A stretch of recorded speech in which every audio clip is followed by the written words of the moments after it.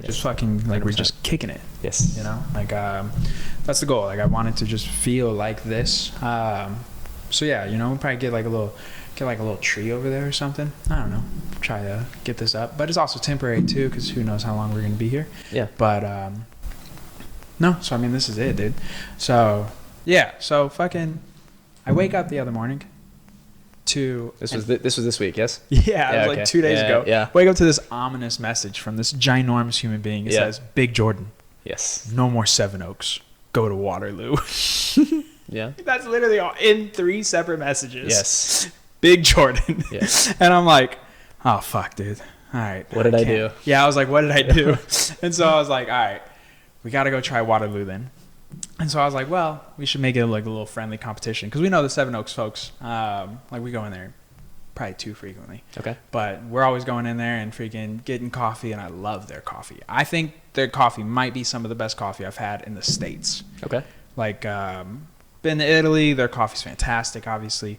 And just a lot of coffee here is burnt. Like, go to Starbucks, shit's burnt. Nah, bro, it's like $5 for a drip coffee, yeah, bro. Come on now. Ass. Yeah. And so Seven Oaks, we used to go to a place called Malone's next to where you live now. Okay. There's a place over there called Malone's, and then there's also Summer Moon. Both of those, they're pretty good. Yeah, they're all right. But Seven Oaks is pretty fucking good. Yeah. And so I was like, damn, we got to go try a new spot. So we put the baby in the car. Freaking, we're driving over to Waterloo, and we get there, and I'm like making videos on the way there. I'm like starting a little like friendly competition, like who's gonna be better, and I was like tagging Dan, and we get over there. We get I get their Tejas, their Mexican mocha. Ooh. With orange. Fire, dude. Yeah. Chef's kiss, right?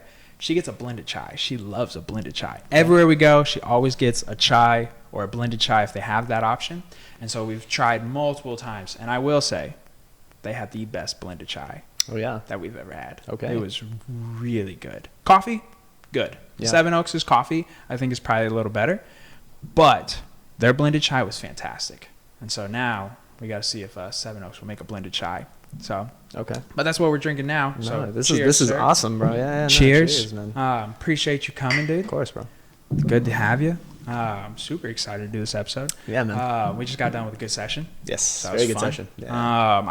I appreciate your attention to detail, the way that you coach. I appreciate just the effort that you put into all of it. It really speaks through like just your game in general, but it also just like how you show up to the gym. You're always in a good attitude. You're always in a great like headspace. And just like sessions with you, especially like the privates, I can't recommend them more. I try to tell everybody about them, especially people who are trying to get good or trying to elevate it for whatever reason, dude. Like, fuck, dude, I just want to get good just to be good. Like, sometimes I'm thinking like, what's the point of like doing privates, or like what's the point of training so much?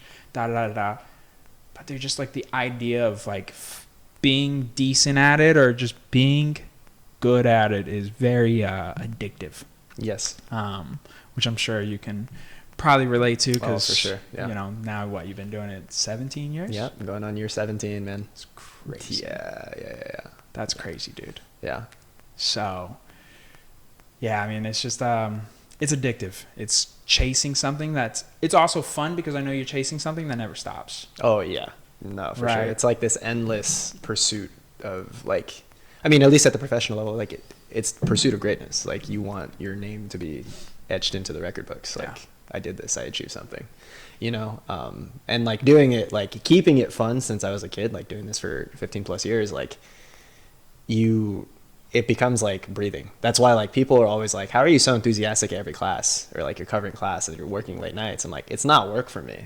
I would rather be doing this anyways, even if I wasn't getting paid to do it. Right. Like, so for the fact that I get to wake up every day and do this as a living, it's like in Texas where jiu-jitsu's happening, it's cool. It's like I get to high five 15-year-old me like every day. Dude. Yeah. It's a beautiful thing. For I love sure. the way you said that. Get the high five 15-year-old me. Oh, I gotta impress that guy, bro. That's incredible. Like, yeah. Because this is something you've been chasing for a long time. Dude, yes. And now you are completely full-time, which is fucking dope. Yeah. Hard to do. No, it is freaking not easy, bro. Hard to do. Yeah, especially like moving halfway across the country to do it. Yeah. How did you come across, how did you make this decision So there's like 2-3 years ago now. So you're Mhm. probably what, 24, 25, Yeah. and you make this decision to move fucking 3,000 miles away. Yes. Your parents live back home in Yep, California. Southern California. Yeah. And you decide to move out here to Texas to pursue your dream, to pursue jiu-jitsu, Mhm. because Austin is quickly becoming, for those who don't know, like Austin is becoming the mecca for jiu-jitsu. Mhm. Not so much like MMA, but jiu-jitsu purely, this is a great place to be. Yeah, definitely. So how did you, how does this come across? Like, how did you fucking decide, like, this is what I'm going to go do? So it actually started, 2023 started horribly for me. I was doing jiu-jitsu. I started competing like professionally as a black belt like towards the end of 2022, right? And then I was dating this girl at the time, and she wrecked me, bro. Like, probably the worst breakup of my life. This is how all great stories start, Oh, though. yes, 100%. Right. But she broke up with me like, I think 2 days before my birthday, right? Like, pretty serious relationship. And like, it was the beginning of the year because my birthday's in January. Yep. So like, I told myself, I like kind of sat with it for a couple days, and I'm like, okay, this is either going to cripple me, or I am going to turn this into something productive. And it was actually freaking hilarious because that is when we were just talking about the bear. Yep. I watched maybe a day after she broke up with me, the finale of season 1. Yeah. Because that's when it was airing. Yeah. So I saw the monologue when Carmi talks about his brother, right? And I think the exact quote was like, it hurts, but okay, fuck you, watch this. That played in my head for like months, bro. So like, I just started competing at everything I could, right? All of my coaches are telling me like, hey, you're doing really well right now. Like, this is what I think you can do better, right? And I just like went every day into the lab in 2023. So that was like January. And then when I realized that I really could start doing this and like making a living and probably do this full time was like May. I went to the very first ADCC Open ever, right? Which was in Costa Mesa, California, right? And I had a great day. There was unlucky for him that day. He was the number 1 seed of the tournament. His name's John Combs, right? He was expected to beat me. Like, draws came out. Everybody was texting me like, oh, you have a really tough draw, but I think you can do great, right? But like, I knew those were like sympathizing texts from my teammates. So like, dude, you're fucked, Yep. Yep. But I went out there and like just was feeling it, Went out there, first ADCC Open ever. Heel hooked him in like a minute, right? And everybody's like, holy shit, what's going on? Ethan's here. Yeah, right. And like, shout out Elder Cruz. That is actually how my nickname was born. I heel hooked John Combs in a minute, and that was the first time anybody had called me the sniper. Yeah. So like, after that, I was like, oh, I got a new nickname. I'm kind of rolling, right? So I rattle off another heel hook, and then another heel hook, and then another heel hook. And then I get the very first time I got to compete against somebody who's now my teammate, right? So I make it into the quarterfinals, and I get Davis Asari, right? And like, everybody's like, dude, these guys are just submitting the fuck out of everybody. Like, it's gonna be fun to watch these guys lead up to it, right? Go into it, he shoots a double leg on me. I probably put him in the fucking tightest guillotine of his life, right? He held his breath for a minute, bro. I had Davis in a guillotine for like 45 seconds. Right, and I'm hearing Gordon trying to coach the crap out of him to get out, and then like, I hear him making noises, and I'm like, dude, I have this thing. Right. So Davis was already on Team New Wave at this point. Okay. Yes. Right. Okay. He'd already made it full time. Yeah. Right. So he ends up getting out. Right. And we have this crazy wrestling exchange where we're like shooting double legs at each other. We go off the fucking mat. Like, it was super sick. Right. And then I made the mistake of not respecting his darts. Shot a bad shot, and he darts me. I was like, fuck. Okay. That's crazy. But I was like, that's what it's like.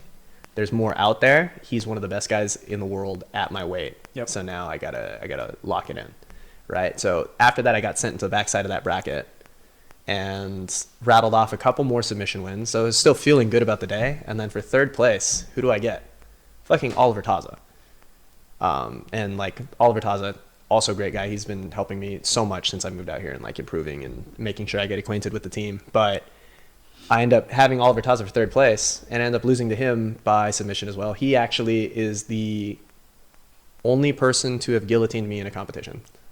And that's my favorite submission. Got you with your own move. Got me with my own shit. Yeah. So good on him. But I remember he said words that stuck with me that day. And this is before we like knew each other, right? He was like, hey man, keep it up. Nobody knows who you are yet. Right. So like, growing up, watching guys like that, watching him, watching Gary Tonin, like, that stuck with me. I was like, these guys believe that I can do it. I have to go do it.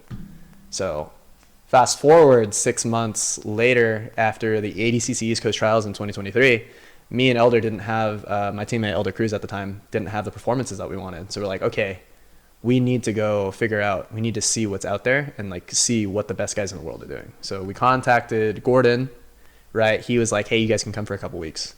And in November 2023, we went. So we went there, had a good time. And towards the end of it, I was just like, hey, well, I think it'd be really productive for me to come back for like ADCC trials camp for the West Coast trials, right? And Taza was like, hey, I'll talk to John about it. And like, we ended up talking about it later that week. And John's like, I would have to make sure it's okay with Taza and the guys around that weight here for you to come back, right? So I was like, okay, this could be 50-50, Yeah. right? As I'm getting off the frickin' plane in Costa Mesa, or not Costa Mesa, LAX, right? I'm catching the Uber home. I get a text. Oliver's like, you're good to go to come back. And I'm like, that's sick. Like, when can I come? And he's like, January of next year. We'll all be back from traveling, right? So end up fast forwarding a couple more months, right? And like, I knew in my head, I'm like, dude, I'm going to save my money. And like, this trials camp is my audition for New Wave. So what were you doing right now? Like for money or for a job? I was working in financial tech. Okay. Right. So I worked for a company called Step Mobile. They build like credit for teens. Great company. Super, super cool people. It was like a comfortable job. It was my job out of college and I enjoyed it because it was remote. Yep. Right. So I didn't have to do anything because it was like during COVID time. Yep. Right. But you get this opportunity, right? And now it's like, okay, well, this is like interesting. Like, am I going to keep working this? How's it going to go? Right. So I end up going for camp there. I'm still working remote. And now, like 3 weeks into camp, I had a really, really good round. I still remember it. Like you can't forget this kind of stuff. So like, I had a really, really good round against Satoshi Ishii, who is a Olympic judo gold medalist and also outweighs me by like fucking 80 pounds. It's a tank. It's a big motherfucker. Yeah. Like, yeah, you know, like, right. And he like judo threw the shit out of me, and I was like, oh, this is bad, right? But I was able to sweep him, get on top and guillotine him, and that caught John's attention. Right. So afterwards, he tells me, he like brings me aside, and like when John calls your name, you're never sure if you fucked up and did something like he's going to reprimand you for, or like he's going to compliment you. So he calls me over and I'm like, oh God, what did I do? Right. He's like, you've been training really well. Right. And then I see Gordon pull up and like he sits on a chair next to John. And he's like, we think you would be, able to achieve your goals if you moved here, but I know you have like a family and friends and like probably a job back home, so take some time to think about it. In my head, I was immediately like, yes, I'm fucking doing it. Yeah. Right. But obviously I had to like go home, call my dad and tell him I was moving. Right. So after that, finished my trials camp, packed up all my stuff, came back and moved. Just like that. Just like that, bro. Fucking love it. Yeah.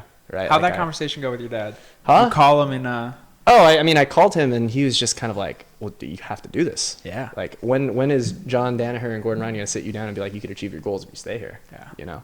So been since then, dude, it's just been locked in, laser focused, competing, having a good time. That's fucking awesome. Yeah, man. And then you have and then it also helps that your dad trains. Oh, dude. Yeah. Right. No, for so sure. We're so close. Your dad loves this shit too. Yes. So you have a really good relationship with your dad. Mm-hmm. Has it always been like that? I'd say so. I mean, like, definitely, I feel like everybody has tense times with their parents. Like, Sure. nothing drastic between us. A little bit of a tiger parent. Yeah. Right. But I think that's like growing up Asian. I think you kind of all get that. So nothing out of the regular. He was definitely critical of like my performances, but like never in a way that took away from like his role as a father. Right. So he always let my coaches do the coaching. And I think that's something very valuable that I try and impart on like youth athletes and children. I'm like, tell your parents, or I'll talk to their parents and be like, let your kids be kids, be their mom or dad, right? Don't be coach at home. That's what burns kids out. Yeah. Yeah. That's good advice. Mm-hmm. Right. How do you feel that he balanced that? Like, or have you ever like talked to him about that, or like how he navigated this? Cause he trains, right? He's black belt now. Yes. Very good. And so how do you feel that like he was able to kind of set that aside and just be dad versus like trying to coach you, even though he probably knew or probably had something to add to it, but he, how do you set that aside, you think? I think for one, it he watched me suck at every other sport growing up. So like he just like kind of watched me like suck at everything and quit. Like I can't catch or throw a ball. Yeah. You know? So like jiu-jitsu is his passion. I just think he didn't want me to try it and quit. So he was able to take this like nonpartisan role because that was what I enjoyed. So as he from his perspective, he'll tell you if you ask him, like the fact that we just got to share that together for as long as we have and then continue it to now, obviously, is what he enjoyed about it. So he didn't mind taking a backseat to coach. Fuck yeah. Yeah. I love that. And it's funny that you bring that up because it's you see that a lot in jiu-jitsu or even MMA. Mm-hmm. You see a lot of people who, when you see them on the mats, you're like, oh, this guy's a fucking athlete. Yeah. But then you see them go and try to play other sports. It's fucking embarrassing, So bro. bad, bro. It's so hilarious. bad. Yeah. It's hilarious. What do you think like attributes to that? Like, what do you think that is? I don't know, dude. I mean, like, I thought it was because I was like blind. Because like my eyesight's pretty bad and it runs in the family. So I'm like, oh, I'm just never gonna have hand-eye coordination. You know what I mean? And then like I learned my first triangle choke, and I'm like, oh, this is my calling. Like, yeah, people can't escape this shit. Like, yeah, I don't know. Like, especially with like combat sports athletes, dude, you try and watch them run, like they don't run right. Nothing. You know what I mean? Yeah, like, how are you an athletic dude? Even lifting sometimes. Mhm. You watch them try to lift, and you're like, You're gonna hurt your back, wow. man. Yeah. It's fascinating what the mats will do. Like you take a guy like Mikey Musumeci. Oh yeah. You know what I mean? He's not going out there and playing soccer or like playing football. Literally anything else. Yeah, but you see him on the mat and you're like, this guy's fucking one of the best athletes in the world. Mm-hmm. And you're just like, what the like how, it's so crazy what the mats do to people and like what you're able to accomplish on it when you probably wouldn't succeed in other sports. Oh, 100%. But now we're seeing the reverse where you're getting super athletes coming from these, mainstream sports, so to speak. Yeah. The NFL, NBA, you got these guys now. Jiu-Jitsu money is starting to get a little bit better. MMA money is getting a lot better. Yeah. And you're starting to see these super athletes starting to trickle around. And it's funny because it's now in reverse. You have these super athletes. You watch them on the field. They're fucking explosive. They're so fast. They have a 40-foot, a 40-inch fucking vertical, all these things. And then they get on the mats and they're just lost as well sometimes. So it's funny seeing the reverse of it where you take these super athletes and then you put them in MMA, like a Greg Hardy, for instance, came Freak into athlete, MMA, freak athlete, just didn't work out as well in MMA because these guys that are doing MMA have been training for fucking forever.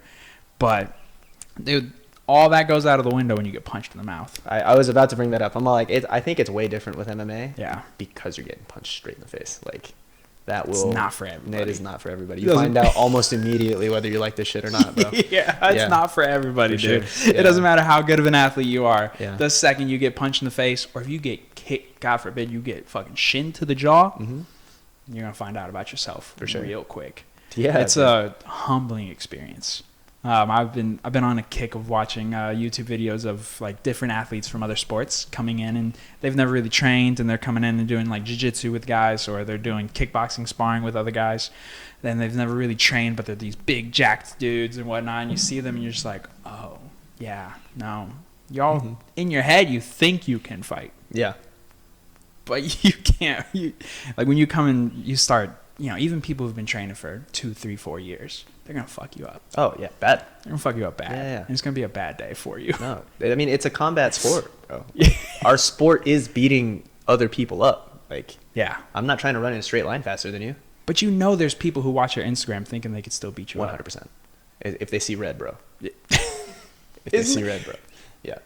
It's so crazy. Yeah. Because I know for a fact there's people that just watch your Instagram story. They're like, nah, I think I still could. I think I still could. Yeah. And you're like, no. So without naming names, I actually have an older cousin, and his dad that think that because he is older than me, because he was born first by a couple of years, he can beat my ass. And like, I never want to prove him wrong because I feel like that side of the family would just never speak to me again. But like, obviously we know. Yeah. Like it's just like, okay, yeah. The ego's a wild thing. Oh, dude, yeah. Like it's really hard to accomplish what you want to accomplish, especially in combat sports with 100%. An ego. Yeah. But then you have to be confident at the same time. It's a fine line. How do you balance that? Okay, so this is gonna sound like really nerdy. I was just explaining this to a girl that I was dating recently, right? you have to almost have an alter ego, like a comic book character. Like, and it sounds cheesy at first, especially if like you're an aspiring athlete, like you have no idea what this means for you. But like, it is literally like, I am like the version of me right now, the version of me sitting at this table is like Clark Kent, right? I can laugh, I can have fun, we can shoot the shit, we can talk about whatever. When I go compete, right, I'm the sniper. Right? It's my nickname, sure. That's just what I happen to have named my alter ego, right? It's different for everyone. But that person, like if you have inhibitions when you're training, for example, and like, oh, I don't want to hurt my partner, right? At the professional level, it's a business decision not to tap, right? Or to not execute the technique or to put yourself in a precarious position, right? There is none of those inhibitions when I go to train at the Kingsway Pro Sessions. You know what I mean? Because then it becomes this, we're both professionals. We both want to achieve the same goal. We're both going to demand the best out of each other to get to that goal, right? So it's no hard feelings, right? If I hyperextend your arm in an arm bar, like we're still going to be friends afterwards, right? Yeah. But it's a very fine line. So you have to be able to turn that on and off, and that's a difficult thing to kind of cultivate. Yeah. How do you start to turn into the sniper when, say, we're a week out from competition? You got a competition coming up. Like, what's that process look like for you? So I'm actually just about a month out, so this is perfect. I mean, it starts with obviously like cleaning up your diet a little bit more just to get closer down to that weight. But it's kind of funny. I do it kind of daily. So on the way to practice, like when I hit a certain part of 183 on the way to Kingsway, right? Like I literally change the music, the way that I think is different, right? That way, once I open the door and put my bag down, I'm on. Yeah. Right. So it's this kind of process that you go through routine, right? And then it's just a little bit exaggerated the closer we get to a competition, right? So I'm like a little bit more selfish with my time, right? A little bit more intentional with how I study. That way I don't have to take these drastic differences in my routine to get ready for a competition. I'm always kind of like sort of there. Makes sense. Yeah. So you're just slowly starting to kind of channel that alter ego, so to speak, right? Yes. And like you channel it right when you go in, like you're saying, you drop the bag, boom. Yes. And do you find like once you get in there, you drop your bag, boom, you turn into the sniper. Do you feel that it is like it's for that whole session, or can you turn it off like in between the rounds? I feel like, at least for me, when I'm going into the gym and I know it's one of those days, like maybe we're in camp, whatever the case may be, and I know it's one of those days, like when I was like in fight camp, if I was going in and I knew it was going to be one of those days, it's the whole session. Like we're not talking in between rounds. We're not really like kicking the shit. Like we can maybe a little bit, but for those, I guess when we're doing Muay Thai, we're probably doing, 5 to 10 rounds in a row. Those 5 to 10 rounds, like it's straight face. Like there's not really any emotion, no smiling. You're not going to know if you hit me hard. Like I'm not going to let you get that satisfaction. Are you keeping this for the whole session, or are you able to kind of go in and out? No, it's definitely the whole session. Yeah, so okay. like, no, if you compete at anything at a high level, I think it's pretty uniform that everybody's having the whole session being locked in. I will say though, I think a bunch of the pros at Kingsway, like I wouldn't say it's even necessarily shit talking. We'll fucking talk. Yeah. Like, and it's different because I'm not getting punched in the face. Yeah. Right. But like a perfect example is this kid, Dorian Olivares. Dude, this kid is a savage, bro. Like he is like rolling with the Tasmanian devil. Like, like in the cartoon where you just see him swirl and you can't see anything but his hands and like stars and shit. That's what it's like to train with this kid. He's all gas, no brake. So like knowing that round, going into that round with him, like I have to like lock in mid session, like even more. Oh yeah. You know what I mean? But like, to his credit, to our credit, when we're having fun, we're having a hard round, like he's going to club me, I'm going to club him. Yeah. Maybe he gets a cool takedown. Maybe I get a cool takedown. Maybe I do something, right? We get into a crazy scramble. Like we'll smile at each other and be like, that's fucking sick. Oh yeah. Yeah. Right. But it's on the whole time. It's a wild thing. Combat sports are a wild thing. For sure. We talk about this all the time. Like you watch the UFC, you watch MMA or whatever, and they'll sit there and they're obviously locked in. And they're trying to kill each other. For sure. If ultimately that's literally that's what is transpiring is, to the death almost. Yes. Right. The ref simulated is there. death. Yeah. The ref is there to make sure that it doesn't go to the death. And you see them, they're locked in, and then they accidentally kick each other in the balls, and you see them immediately go, "Oh shit, my bad." Dude. Yeah, for sure. it is just so crazy how It's humanity all of a sudden. Yeah, right, dude. Yeah. It's just so wild how we have that ability in that moment to recognize that we did something outside of the rules, and you're like, fuck. Or even like when you're rolling and you're getting spicy, things are heating up, and then you fucking elbow each other. Yeah. And you're like, shit, my bad, real quick. I mean, I don't know if it's elbowing each other. I've been on the receiving end of a couple elbows. My bad. Yeah. My bad. Yeah, I mean, got to do something, dude. If I don't if I don't elbow you, it's I got no chance. Right? You and James Powers, bro. Yeah, they freaking. I was on the way to the session today, and I was texting my boy, and I was like, hey, I'm about to go train. I'll hit you later. And he was like, fuck him up. And I was like, well, it's just a one-on-one with Ethan, so I'm gonna be getting the fucking. So Yeah.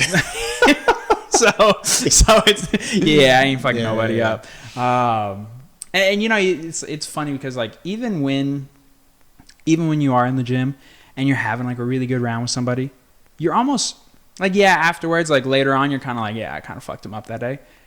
But in the moment, you're still trying to think about ways that you could have done it better. 100%. Like, it's crazy because I think these guys, I think like when people don't train, they picture these gyms where we're all just trying to like fully kill each other. We're like angry humans or whatever the case may be. However they picture it. Mm-hmm. I don't even know now because I've been now training for 5 years. I don't know how people picture it any other way, but I think people really picture that we're just trying to fucking hurt each other. Or a perfect example is Dan's reel that I was in recently. Great reel. Right? Great reel, yeah. And so it's like I think people really picture that just everyone in there is just trying to fucking just kill each other, and that's just not the case at all. I don't know. I mean, there's sessions. I was about to say, I'm like, bro, I've been around a couple pro teams back home in Southern California where like that is kind of it. Like I think back in the day, that was the standard, though. You think of like, was it Couture MMA or Extreme Couture? Extreme Couture, Yeah. dude. I've heard they were fucking trying to kill each other every day. But I think the sport, just like anything, has evolved to where we've realized we can still get better. Yeah. Without having to do that every single work day. smarter, not harder. Right? Yeah. And so y'all are notorious for training 7 days a week, right? Danaher squad, that's always been the thing. Mm-hmm. Everybody always, that's like the one thing that they admire. When Gordon was at his peak, everybody was talking about like 365, no matter what. Yep. Right? How do y'all balance that? Because there's no secret to this shit fucking hurts. Yes. Right? There's no way around it. No matter what, like it's taxing on the body, just like anything else. But a lot of sports have an off season. Mm-hmm. There's no off season in combat sports. No, for sure. Year round. There's never a time, especially now with the UFC every weekend. Jiu-Jitsu now, fuck, dude. We just had a Who's Number One on Friday. Mm-hmm. Next Friday, we got the UFC BJJ 2. Amazing card. Now it's rolling now. Yeah. Right? Things are rolling. Even Muay Thai here in Texas, it's like every 4 or 5 months now, there's, multiple cards. Mm-hmm.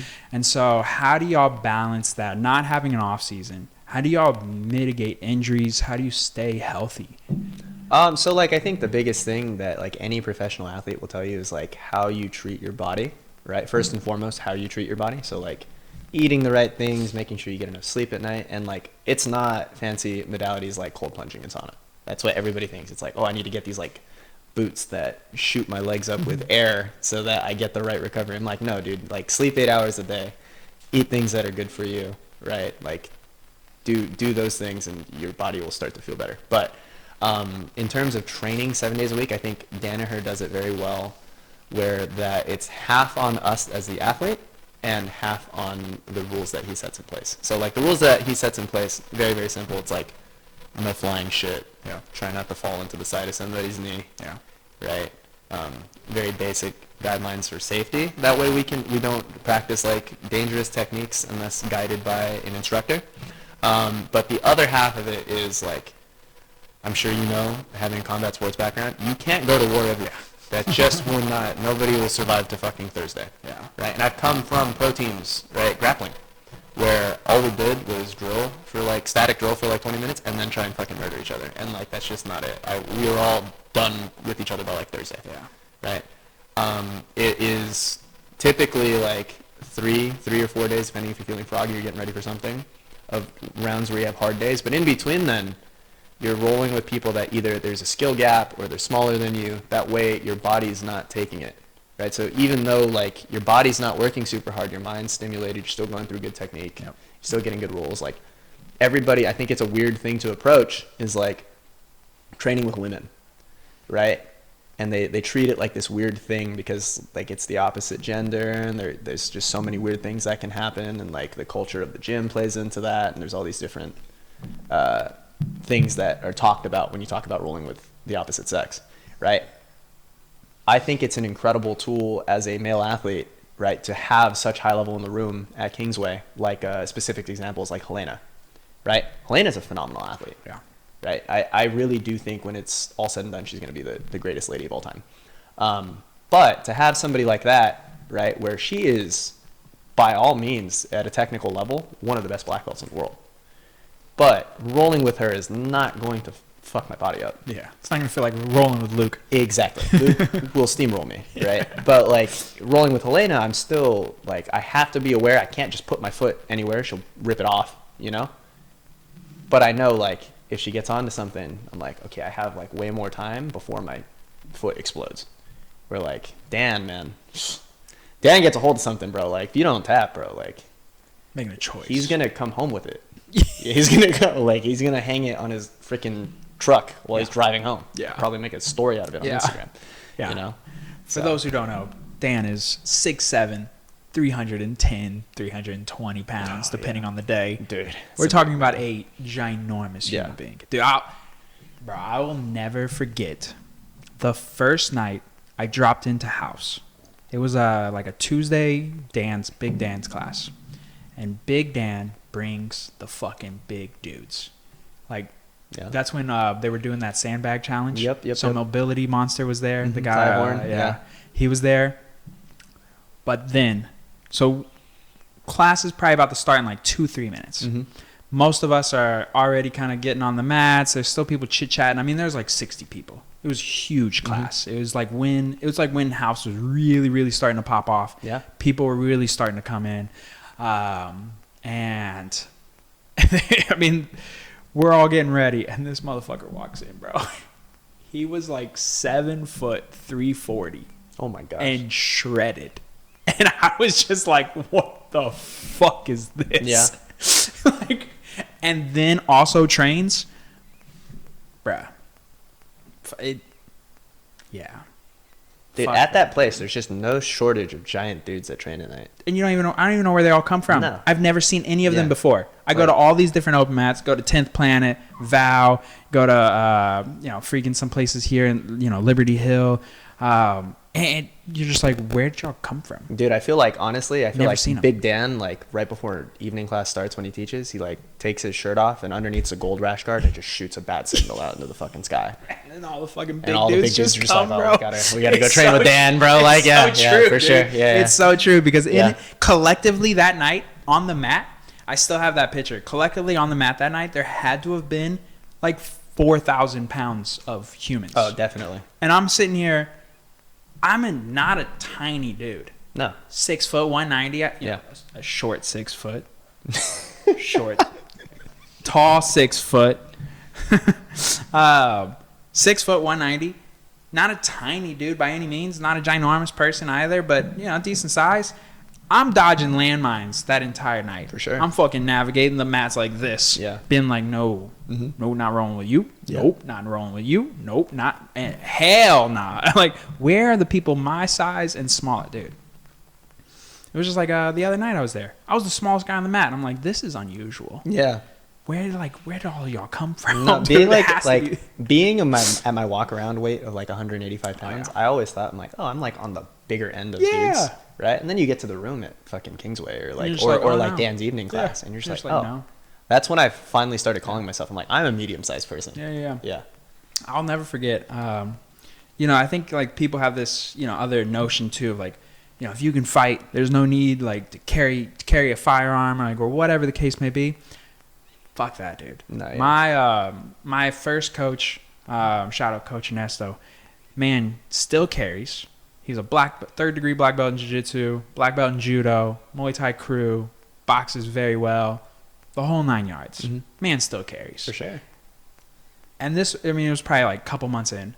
I saw that he was still carrying, and I was like, oh, I have to, like, you have to carry, bro. You still have to carry. Like, we're not out here just fighting people in the streets like that. Yeah. Like, Yeah. Because then, like I said, you find fucking Big Dan in the street, or you find freaking this 7-foot behemoth man, and you're like, bro, it doesn't matter how good I could ever fight. Yeah, for sure. If they know an ounce, it's a wrap. Oh, 100%. It's just too big. If I see an angry Big Dan sized guy coming at me, I'm hitting him with my car. Bro, like, you know? There's no, or what's your other option? Exactly. What's your other, I mean, unless you just get on his leg. But in a street fight, that's not. If I get on his leg, bro, like, he's just fucking, he's going to walk. You know, like, when kids, like, hold onto their parents' leg and they just walk around with them? That's what would happen. That's what I was picturing, bro, too, like, bro. Dude, fucking, dude, you still haven't seen the picture, but next time we see RJ, you have to ask him about his hamstring. Okay.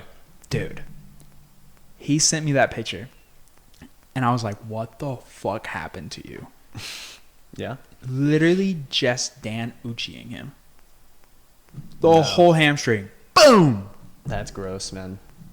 A bruise from the top of his hamstring to the bottom of his hamstring. All different colors. Ugh. Looked like Autumn's foot. No, It was crazy. yeah. No, and RJ's not small. That's what's crazy. No. Dude. He's a big dude. Yeah, he's Captain Yeah. America motherfucker, dude. Freaking 215, Yeah. 6'1", 6'2". Big dude, man. Like, and that just goes back to what we're saying. Dude, shout out the house, though. We haven't really talked about that. So, Oh, great place. obviously, you train under Danaher. You're at Kingsway. Fantastic. Fantastic place to be. But you also teach at House Gracie. That's how I got there. That's how, I think a lot of people have made their way there because of you, Abe, Big Dan, and then John and Bethany. Fantastic fucking crew. Yeah, I mean, how'd you end up there? So I actually ended up there at the beginning of this year. I was looking for a teaching gig. Yes, please. And yeah, I was looking for a teaching gig, right? I have a passion for teaching as well as like, I feel as a jiu-jitsu instructor, and a lot of black belts will tell you this, is like the best way to kind of like improve on your technique doing the little things is to be able to teach it and to be able to teach it effectively. Yeah. And like one of the things that John preaches is not only will learning these skills add to your skill development and your breadth of knowledge, but it'll also make you very effective instructors. Right. So if you listen to like Dan, Abraham, me, Dominic, right, all of us that teach at House instruct, there's a lot of similar things. It's because it allows us to be well-spoken when communicating like all the small details of a technique. So because of that, like I wanted to keep that in constant practice, whether I'm teaching private seminars, right, but regularly teaching classes help me, right? And that also helps me impart knowledge on people like you, right? Just to see what we can do, how we can push the sport. Right, like for me, I had mentors at my very first gym. Shout out CSW in California, Fullerton. But I had guys that inspired me to want to compete, want to be better, want to live the athlete life. Right, and that changed how I thought about like what I wanted to do with my life. Right, like we talk about like high-fiving 15-year-old me, you know. You got to see that it was possible. Yeah, I got to see that it was possible, and like people helped me facilitate that, right? And there was people that impacted my life. So now getting the position to instruct, that makes me want to like, if I can impact one or two people's lives like that, right? That's the legacy I want to be able to leave, you know. Okay. And like John and Bethany and Dan, great people to be around. I'm so glad that they opened this school and like were willing to have me, you know, because dude, it's a beautiful school. It's like beautiful. I'm sure you see, like everybody sees the reels. Yeah. Everybody always texts me on Instagram like, what gym is that? It looks so beautiful. Yeah. Like the lighting's natural. We don't even have to bring like lights or cameras or nothing. Like you know exactly what he was doing when he was setting it up. It's so awesome, bro. Yeah. Yeah. So it's a great place. He has a fascinating background too. John? John's cool people, yeah, man. I know. Yeah. His marketing background and the whole 9 yards. He was very intentional when he set that place up. The grays, the whites, the blacks, like it's beautiful. Like when Taylor came and did the photo shoot for you for the show you roll. Yes. Just like it's so easy just to shoot things in there because it's just gorgeous. Mm-hmm. It's just everything just flows together. It's just a beautiful place. Yeah. I mean, they're doing it right. Yeah. You know, they're doing it right. Like they let people come and train. They have a very similar mindset that, you know, I feel is the way to go about life. Like do the right thing and things will come back around. Right? They're not trying to nickel and dime everybody. They're not trying to nickel and dime at all, really. Mm-hmm. They let people come in and train all the time and just drop in, right? And in return, they've now hit like 105 members. Since I've joined in 2 months, I think there's like 15 or 16 more people who have joined already after that. And that's not even including how many kids have joined. Oh, yeah. And so it's just, they're doing it the right way by not asking for anything and opening the doors. And then in turn, they're running a fantastic business. No, 100%. And it's just, it's a beautiful way to do it. I think that's, obviously, they probably could make more money, or they probably could have more members if they were being more aggressive with it, or whatever the case may be. But there's no need to be, because it's all happening organically, and it's happening right, and it shows in the community who's in the gym, and then it shows on the instructors as well. Y'all are always in a great mood. Everybody's always feeling great. It's always positive energy, right? Yeah. One of the things with you, I think, is also that's impressive is not only are you like a great athlete, a great competitor, but you're also just a huge fan of the sport. Mm-hmm. You're a huge fan of the sport. Yes. It helps out because like I fucking love watching it all, and it helps out having that person like I can text be like, oh bro, did you see that shit? And immediately, yeah, and immediately you're like, yeah. If it's like a grappling question, I'm pretty sure I text you back in like 30 seconds. Yeah, and so it's just like it's cool how much of a fan you are, how much you still just love the shit. Yeah. Just love it. All aspects of it. 100%. Watching it, learning about it, teaching it. And it just shows. It's cool to see. And so Ralph is just Ralph Gracie is just there doing it right, out there in Georgetown. Beautiful facility. They're already probably gonna have to start looking for more space here soon, just because these Tuesday, Thursday nights, dude, are getting crazy. Packing them. Yeah. And so it's just it's great to see, man. But so you have a match coming up. Yes. Right. We're about a month out now. Mm-hmm. What's changing? What are we doing? Really intentionally. So I think the thing that changes the most when I get ready for something is like just kind of guiding my mind to the different phases of a match. If I know the match is going to be 8 minutes long, which I believe is the length of this match, how I want the first 2 minutes to go. So that will be how I start all of my rounds, right? So how I do the open round when I train at Kingsway is going to be, I'm going to try and simulate how I want that to go, how I want to guide things to go, and what I'm going to do to get there. Yeah. Right. So that also means choosing training partners, right? We have a very, very wide array of athletes in the room that can fit different looks, right? I'm choosing people that are going to mirror my opponent, right? Give me the same looks, right? Be the right size, give the same defensive reactions, offensive reactions. That is going to put me in the best place to succeed. So kind of getting ready for that as we get closer, it's just kind of like, okay, the first 2 minutes, I want to be able to put him in this position. I want to make sure that he's stepping with his left foot, right? And that's how specific it gets. Sure. Like John will literally tell me to and shout out to John, dude. His mind works meticulously when it comes to this stuff. John Danaher, I'm a nerd, man, but I don't devote that much time to it. He's the greatest mind in jiu-jitsu for sure. But he'll just be like, okay, well, I notice you're doing this really well. Why don't you watch this Russian wrestler from the 1960s at this Olympics in the second round in this minute and see if you can do that to get your opponents to mimic. What is it like being around that?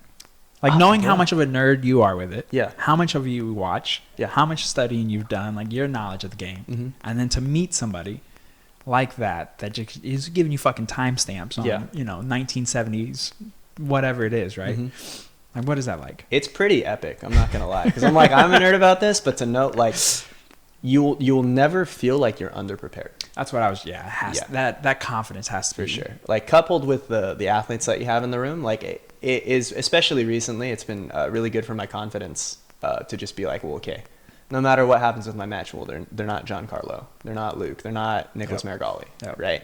But also to know that that man devotes basically all of his waking seconds into making sure that we're the most prepared to succeed at whatever tournament we're doing. If you don't believe in yourself at that point, like you gotta look in the mirror and be like, hey, it's me. Like I'm self-sabotaging because dude, there's no way. Like he will leave no stone unturned, right? And that's like one of my big things. Like if I'm gonna prepare for something, I want to make sure I leave no stones unturned. So like eat right, make sure I get my morning run, morning cardio, whatever I got to do, lifting, right? Getting my 8 hours of sleep, making sure I show up to the right training sessions, right? if I'm going to do all of that and I know my coach is going to do all of that, like, you just have to surrender the outcome and just go out there and perform, you know? Yeah. Yeah. It's got to be such a good feeling. Oh, it's a great feeling. It's got to be. Yeah. Like just having that in the back of your mind, knowing that you have done every little thing that you could do. Now you can just go out there and have fun. Exactly. Yeah. That's like the true beauty of it. For sure. And it makes competing way less pressure, I think, too. Yeah. Yeah. Yeah, I could see that. And you still watch team sports. Of course. And big fan of sports in general. Yeah.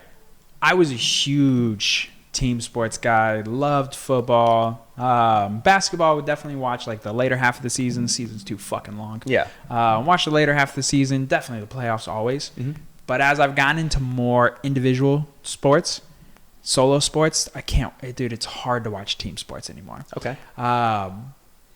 It's always there's always everyone has an excuse, right? Where, you know, in football, for instance, it's so easy for the team to just be like, well, if he'd have just made the kick, we'd have won the fucking game. Yeah. It's like you're not wrong in theory, but nothing positive comes from that. Nothing constructive comes from that. For sure. You can't do that in solo sports. Okay. Yeah, Otherwise, you'll just completely fizzle out. Yes. There's just no way. You just won't get better, and you just won't make it. Mm-hmm. And if you don't get better in combat sports, it starts to become not very fun because you're just getting your 100%. fucking shit kicked in Yes. all the time. And Yes. so you're just not going to do it no more. Mm-hmm. Right? And so if you can't do that self-reflection, you're just not going to get better. Mm-hmm. In team sports, though, the people who do that self-reflection, you clearly see it because they elevate and they rise above everybody else. It's where you get Tom Brady's, the Peyton Mannings, you get these just Michael Jordans, like these people who are just way better than other professional athletes. Yes. Which is fantastic to see. Mm-hmm. Like, it's so crazy when you see like a Michael Jordan or a LeBron James, when they're that much better than other dudes making the same amount of money. Yeah. And like they're getting paid to do it as well. Yeah. And they still do it that much better than them. It's greatness. It's fucking impressive. It's greatness. Right? Yeah, for sure. What is it that still draws you to team sports, or what is it that you take from team sports that you think either still helps you now or just keeps you just kind of entertained with it? So I think like, and I relate a lot of my life to Kobe Bryant. Yeah. Growing up Southern California, I grew up with the Kobe and Shaq Lakers, right? I mean- I have an 8 and a 2-4 jersey. Like, dude, rest in peace. Yes. You know? But seeing how in a team sport, one player, and I think this is a little bit easier to do in basketball because every player plays two ways, offense and defense, as opposed to having like a whole set of players for offense and a whole set of players for defense in football. Seeing one player elevate everybody around them, right? Like Kobe Bryant was not going to let you dog it at practice. Yeah. Right. So to have that, to see the singular person just walk into a room and everybody's got to be on because like, oh, I'm not gonna be the weak link on the Mambas team. Yeah. Right. That's what keeps me entertained with Yeah. it. Right. Like, so like seeing that now, it's kind of hard to watch in the current NBA, right? Because there's a lot of super teams, right? And you have like these big threes, Yeah. right, coming together. But like every once in a while, you'll get a guy like there's a guy playing for the Minnesota Timberwolves right now. His name's Anthony Edwards. That He's a guy dog. is electric. He's a dog, bro. He's Yeah. a dog. Exactly. Yeah. That guy will not let you be mediocre on his team.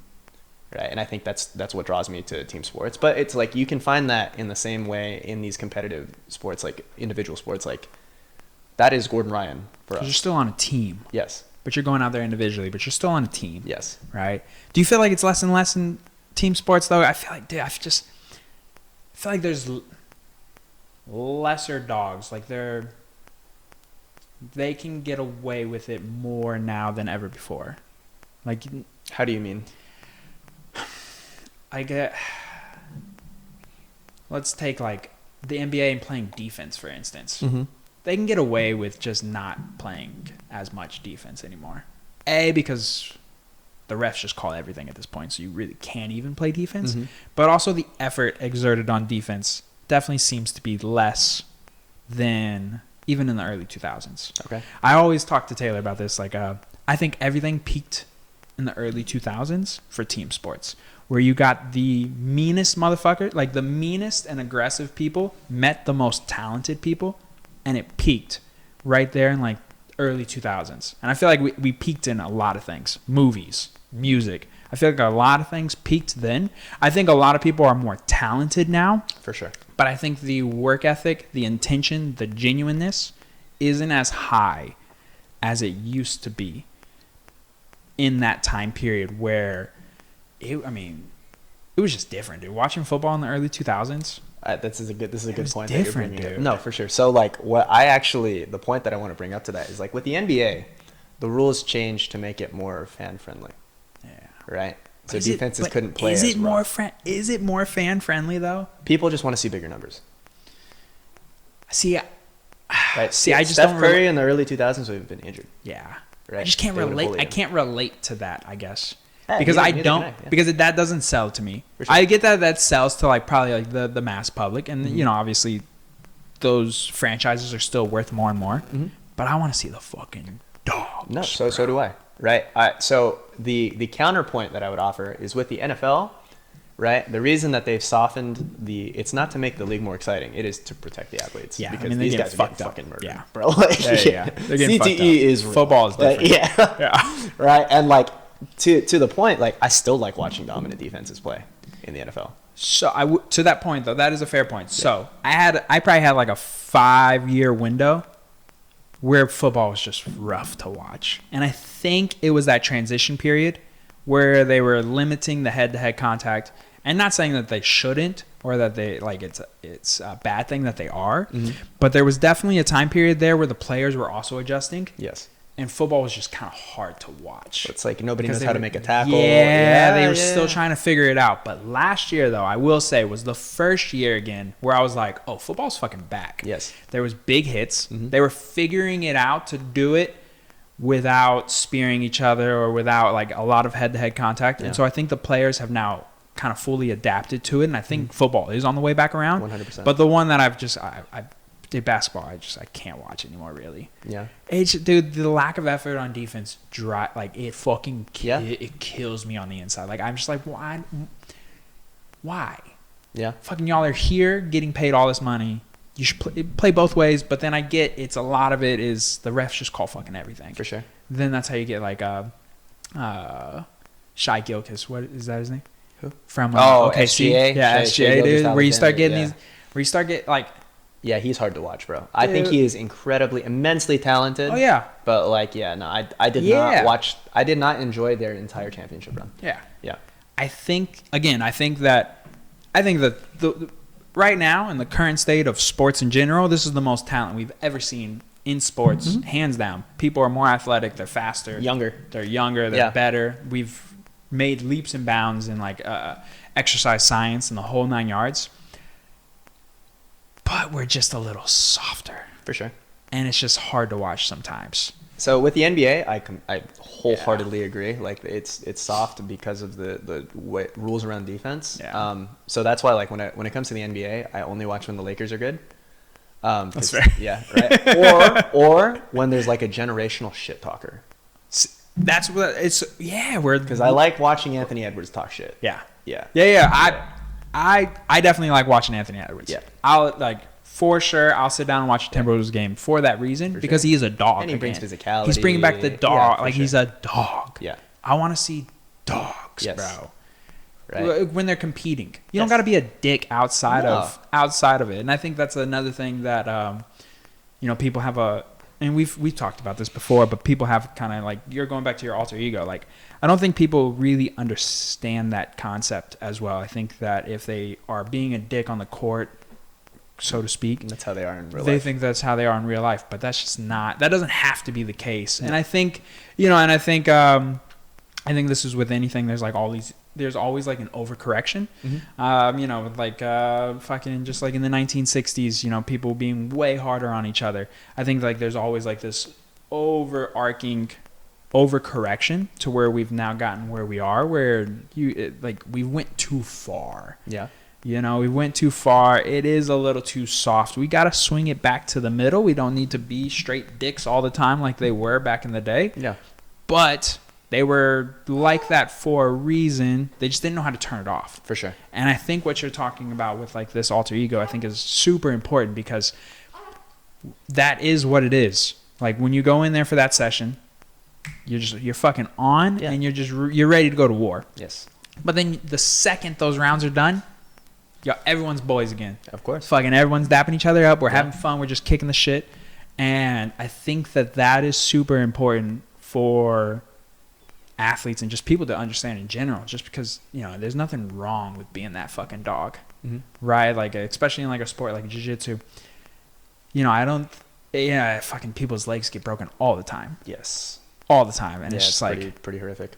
I don't think necessarily you should go out there trying to rip them. Like, when you know you have them dead rights, if they're tapping fucking and still ripping. No, right? That's horrible. It makes you a bad person. Yeah, not good, right? For sure. Like, you know, the one dude who disappeared, the 10th Planet dude. Was he 10th Planet guy? Big dude that was just ripping people's... Oh, the Shigoli kid. Yeah. Oh, dude, yeah, he's not great. Yeah. So, like, that kind of, that, right? There's no place for that. Yes. But on the flip side, as you mentioned, it's a business decision to 100%. not tap. Exactly. And so, of course, you could potentially get broken if you don't tap. Mm-hmm. But that doesn't make the person who broke you a bad person. No, yeah. Right? Like, it's the intent for sure. Yeah. Right? Like, obviously, if I have you dead to rights in a submission, like, it's on you to tap, or else I'm going to break it. Yeah. You know what I mean? Like, and that's like coming back to the separation, right? Ethan, right? Professor Ethan, the guy that instructs Coach Ethan, class. I'm not going to break your fucking arm. Yeah. Right? You're not hurting nobody in class ever. At Kingsway, Yeah. right? If I have you fully locked out in an armbar for 3 seconds and you're not fucking tapping, I'm going to break your shit. Yeah. And not feel bad about it. Yeah. Right? Because you made a decision. No, exactly. Right? Yeah. But that doesn't make you a bad person. No. And so it's, I wish we could, I think we made it like a severe overcorrection in like team sports where, you know, people are kind of afraid to be that like that Kobe Bryant. Like even LeBron James isn't that. LeBron's always been soft though. Right, but he's not year round. He's spanned the generation where they were playing hard fucking basketball. Yeah, he into did. Today's NBA. True. That the only reason he's playing in today's NBA is because the rules are softer. Yeah. Right? But he's gone through both, and it's not like he was hard for one era and not hard for the other. He was soft for both. Yeah. Yeah. And he's a Laker, and I can say this as a Lakers fan. He just doesn't have that same dog in him like Kobe, Michael Jordan, dude, Anthony like Edwards. Yeah. And so that's why, you know, to your point, that's where I was going. It's just like when you know, Anthony Edwards started coming out, and you could see him start coming out of his shell, and like on the court, that motherfucker is a dog. Yes. He's a dog. It's kind of like a dog off the court too, though. Yeah, I mean he's got like 17 kids. It's kind of it's a little bit swag, a little bit reckless. Yeah. Yeah, so we gotta channel that. We gotta channel what Ethan's saying here. Then come up with your alter ego. Yes. On the court, you're that person, and when you come off the court, you can still be a genuine human being. Exactly. Right. 100%. I think it's super important. I think we need to be able to find that, and I think what you're talking about is important for people because it makes sports great again. Yeah. Like it's so much more fun to watch. Oh, for sure. When either there is someone you hate and you want them to lose. Yes. Or when there's someone who's just so fucking great and he makes everyone else around him great because he holds them accountable. Yeah. That's also great to watch. For sure. And yeah, the NBA has just been lacking. It's been rough. A bit. Like I actually, like to your point, you were talking about how like the NFL was kind of back last year. It's because we've got these freakish athletes that finally realize I'm like, okay, well I can't like hip drop tackle, I can't hit you in the head, but I can just like ragdoll you to the ground and there's nothing you can do about it. And if you get hurt, you get hurt. And it's a sack, right? Like they're figuring this out because we're just getting these bigger, more athletic dudes through the combine every year. Bro.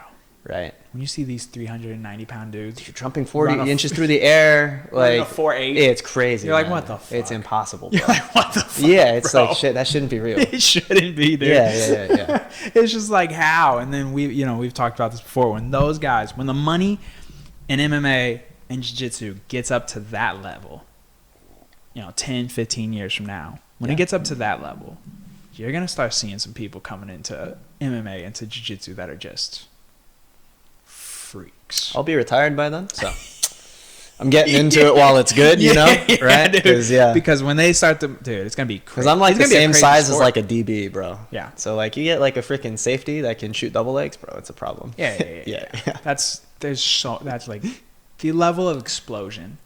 You start to, and we're already seeing it. We're already starting to see people start training on the side, start training in off season. Like the sport's definitely growing to that point where we're super athletes are starting to just trickle in, man. The way that I think about it, it's like I watch players in the NFL. Like it's I do have a team, obviously. Like I'm a San Francisco 49ers fan, but I watch players.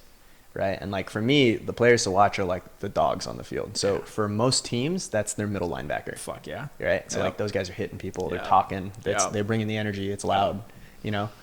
One guy in particular that I would like be amazed if he transitioned to like wrestling, MMA, or like jiu-jitsu is Fred Warner. Yep. Oh my God, that dude is a monster. freak athlete, Yeah. right? Like when you see him hit people, he's like a guided missile. Oh yeah. But like he's a guided missile that will go through the offensive lineman, hit the quarterback, or he'll run foot for foot with like the best receiver in the league, right? When you get that, when we get guys like that doing jiu-jitsu, bro, it's gonna look different. It's gonna be crazy. Yeah. I saw a video of kids.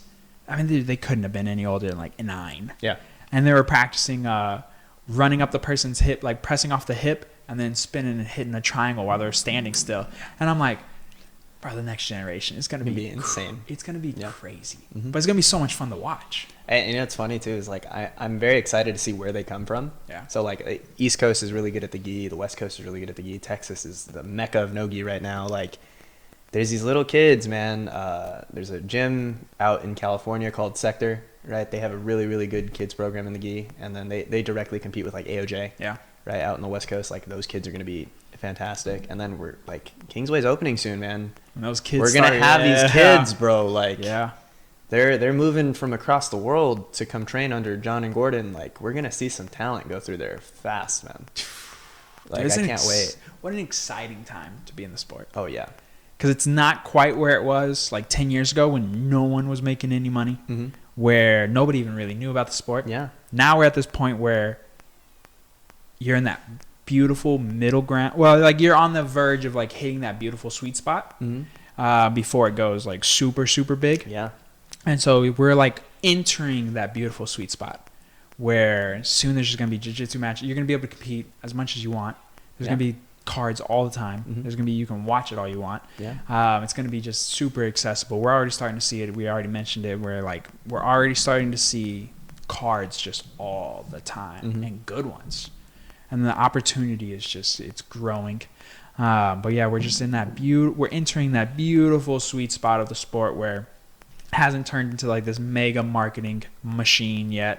I mean, now the UFC they're gonna start change shit. Yeah, fast, they're gonna bro. start pumping it quick just because Yeah. they got the money behind it, which is cool to see. Yeah. I mean, you know, people have their opinions on the exclusive contracts. I think, I think it's trade-offs.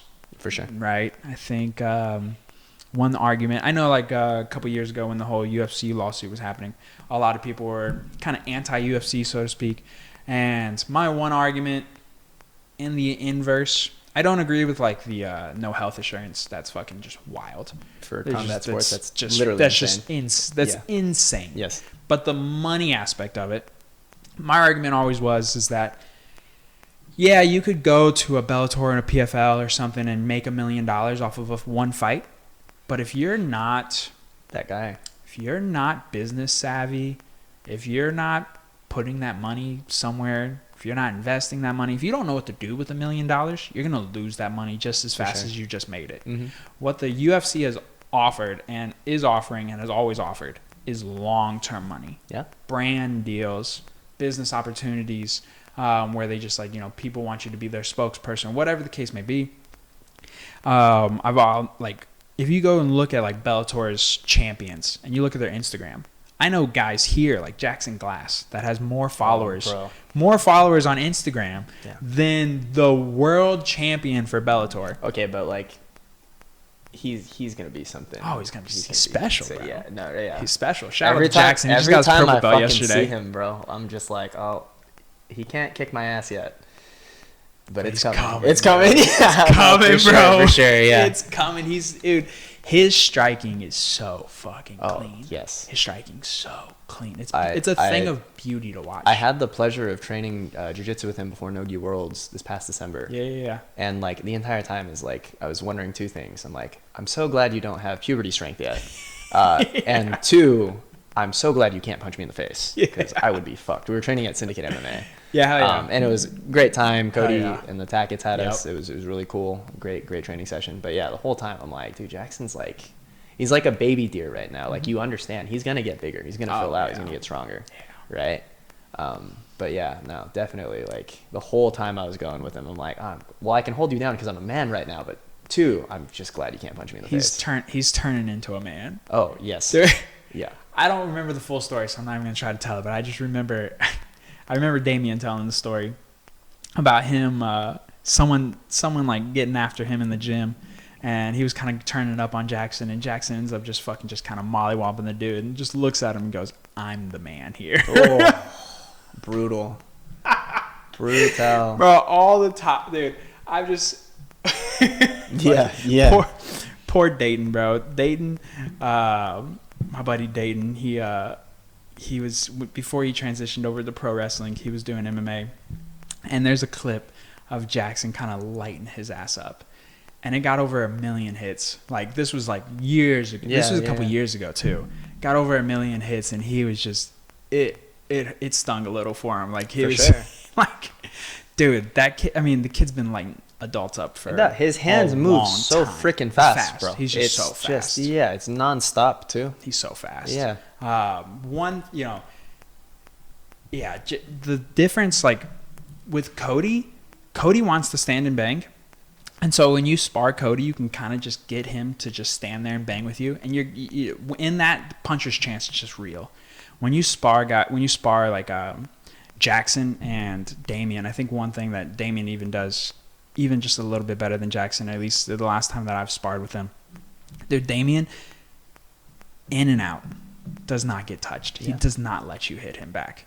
He'll hit you, and then he's gone. Yeah. And it's a thing of beauty. Like, Damien has pieced me up probably worse than I think anybody ever has. Mm-hmm. Like, he has just put the hands on me because it's just in and out, in and out, in and out, in and out. Yeah. And he just doesn't get touched back. No, and that's kind of why I like watching striking. So, like, I'm a big fan of sports in general again, right?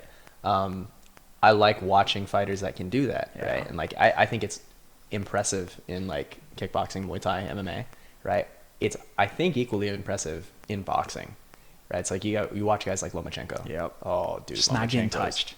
Fucking footwork is beautiful. Yeah. Like, he'll hit you 6 times, bro, and then you go to return fire, and he's just not there. Not there anymore. Probably smiling at you, talking some shit in there, Russian. Dude. Like, yeah, dude, it's crazy. It's a thing of beauty, man. Yeah.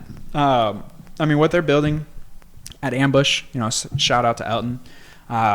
What they're building at Ambush with that team. Now they're dipping into MMA. I think Damien posted recently that their combined record between him, Cody, and Jackson is like 50-0. Oh shit! Yeah, that's awesome. Their Ambush is probably, if not, I mean, they're definitely the best striking gym in Texas. Yeah, but they might be the best striking gym in the U.S. right now. Pure striking. Like, Elton is, you know how like Danaher is with grappling, and he's with just MMA in general too. But Elton, when it comes to striking, the dude is cerebral. I mean, he's just a fucking genius. That's awesome. He's like, picking his brain about striking is great. Like, he just obsessed. Super smart dude. Was worked for, I think, IBM or Intel, one of the two. Okay. Yeah. So super smart guy. Got a little bit of autism. Yeah. Left that job and Yeah. now just running Ambush full time now. And I mean, those guys, the striking. I mean, dude, their Muay Thai classes are always like 60 people deep. Like, they just got a huge community now. We usually go up there on Sundays for sparring, and just world class guys. But yeah, Jackson is gonna be, Jackson is a monster now. Yeah. Dude just got his purple belt yesterday. Yeah, long overdue. Yeah, just got his purple belt yesterday. Sure. I've only gotten the roll with him once, but I've definitely sparred with him a good amount of times. He's a fun roll, man. Yeah, he is fun. He just doesn't stop moving. A lot of energy. He just never stops moving. You're not gonna hold him down. You're not gonna let him. He's not gonna let you settle. He just won the $400 for not getting submitted by Nicky Rod. Oh, so awesome. I don't know if you saw, but Damien's been, I guess, running like essentially kind of like a bounty on Nicky Rod, because he's thinking like, for CJI, it'd be the same for y'all too. You get Big Dan out there and say it's their 66 kg or their 77 spot, and you just go out there and you just survive, and you don't get submitted. Mm-hmm. Now Big Dan's out, and all they lost was their small guy. Yeah. Right, or so to speak, right? And so Damien's operating under that same kind of assumption where it's like, people are just going to try to get Nicky Rod out of there. For sure. Stall. Stall. Yeah. Right. and maybe not intentionally stalling, Yeah, but it's if you know, if you just survive, no, it's strategy, right? Don't let Nikki just kill you. Mm-hmm. And so Damien's been running like a bounty in the gym, where if you are going around with him and he calls it out like today's the day or this round's the round, however he's doing it, if you survive the whole round and Nikki doesn't submit you, you get money. And so Colin, a coach at 10th Planet, he got $200, and then Jackson won $400 recently for not getting submitted by Nikki Rod. And it's just like, bro, not an easy thing to do. Not an easy thing to do. Yeah. You know Nikki's trying to get you. Yeah. Like, and I mean, for Jackson to just not, I mean, he's probably like 100-pound difference. Jackson, for sure. Jackson's like he's 150 not, yeah. soaking wet. For sure. So I guess probably like an 80-pound difference. Yeah. But still, I mean, it's just, yeah. So shout out to Jackson getting your purple belt, man. Congrats. But yeah, dude, it's just a fucking exciting time. Yeah, man. Combat sports, man. It's just an exciting time, man. It's blowing up, dude. What Especially out here. What are you looking forward to the most now with like the UFC getting involved, these bigger promotions getting involved, more money flowing through? What like gets you the most excited? I really am excited that the UFC is getting in the game.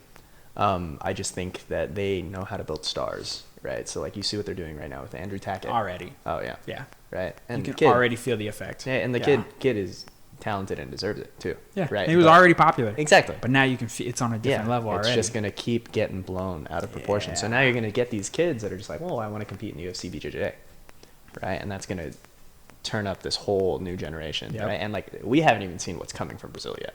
Yeah. That's like the big like, just wait, because like I know that Brazil wants to get back in like the dominant graces of no-gi as well. Like the Americans have been taking it for the last couple of years.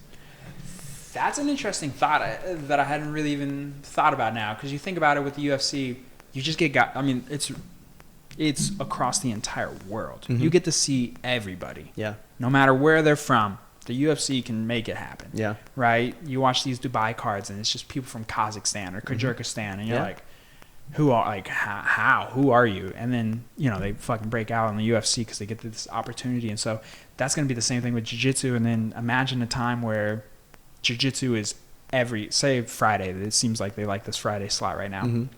Every Saturday there's a UFC card. Every single weekend. Imagine there being a BJJ card every Friday. That's gonna be awesome, dude. Every single weekend. Yeah. Whew. I know. The opportunities. The UFC roster is huge. Exactly. There's so many fighters. Yeah.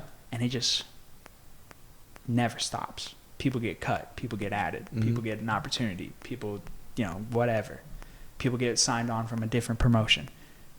Imagine that for jiu-jitsu. Oh, like this is kind of like why it's a very happening time. Like, as it has not been built out yet, as they're constructing these rosters, like I'm right on the cusp of being right there. So right now is the time to get in. Perfect. Because like 3-4 years from now, these rosters are going to be stacked. There's going to be divisions filled with champions. Yep.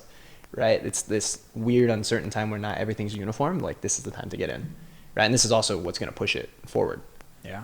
Yeah. I mean, even when there is a card every weekend, there's going to be so many people who can just get on a card. Yeah. Might not even win, but you could be like, fuck, dude, I was on a UFC card one day, Exactly. right? They might not even be like this huge name or this big pro, or they might be on the very bottom of that undercard, but dude, that's fucking fun. Well, dude, just like the fact that the UFC is getting its name into jiu-jitsu, that's like something that didn't exist when I first started doing jiu-jitsu. You know what I mean? So it's like it's getting to where it needs to be. Yeah. Because even like ADCC, IBJJF, you know them when you're in the sport. 100%. They're huge. Yeah. But if you have no idea, you don't know what those are really. Mm-hmm. Like you've never heard of them outside of anything else because their name's not attached to any other sport yet. 100%. Right? And maybe they will be eventually. But the UFC it's a $34 billion company. Dude, you can go out on the street basically anywhere and be like, so you know what the UFC is? And somebody will tell you. Like, they could probably name a fighter. Yeah. You know? People still think you're fighting UFC. Yes. Like, they think that that's the actual sport. Exactly. And not the brand name. Like, that's how well they've done with it. I could tell you how many times I've, like, gone on a first date or, like, met somebody that has nothing to do with the sport. And there's like, oh, so you do UFC? And, like, honestly, like, without being insulted, I'm just like, you know what? Yeah, pal. Yes. Yes, I do UFC. Yeah. because you know what they're trying to say. Yeah. I'm like, their heart's in the right place usually. Yeah. You know? Yeah, for sure. Yeah, you don't want to make them feel bad. Exactly. Because I mean, dude, like people still what the fuck's jiu-jitsu? Yeah. Like, so what I've actually lately just been antagonizing people with, like they're like, so like, what do you do exactly? I'm like, all right, you know that part where everybody boos when we get to the ground? That's what I do. I'm really good at it. when we were giving Autumn shit Yeah. about her new boyfriend, Sure, talking yeah. about like, does he boo when the UFC when the UFC fights go to the ground? Yeah. Inversely, you know what I would do to all of my college friends? Because like I went and wrestled in the Midwest in college. When they would say stuff like, "Oh man, just stand them up," I'd just be like, "Hey, tell you what, I will bet you $20 that if you can just stand up while I'm trying to hold you down and you can get to your feet and away from me, I'll give you $20. Yeah. You have 5 minutes." Yeah. And never, not even close. It just goes back to our point. Like, people do not understand how hard it is to hold another grown adult to the mat against their will. For sure. They don't want to be there. Yeah. They don't want to be there. No one wants to be there, Yeah. especially in MMA, right? Like, getting punched in the ground and pound is what makes MMA terrifying. For sure. It's not the stand-up striking. Like, a lot of people do stand-up striking. Mm-hmm. Like, there's kickboxing, Muay Thai, boxing. A lot of people do that. But MMA with ground and pound is what changes everything. For sure. Because if I can get on top of you, elbow you, and punch you in the mouth, a lot of shit goes out the window. Bro, you know what I think about? Like, when I think of that specifically, like, ground and pound is scary, is like prime Brock Lesnar. Bro, Imagine. What are you gonna do? That guy's gonna take you down. He was a national champion collegiate wrestler. He's built like a fucking small car. Yeah, and he gets on top of you, and he's just hailing down fucking hammer fists. And his hands are like the size of like this fucking bench press, bro. Just laying into you, bro. And there's nothing you can do. What are you gonna do? Get up? Imagine this behemoth of a man fucking punch you in the face. Dude. Exactly.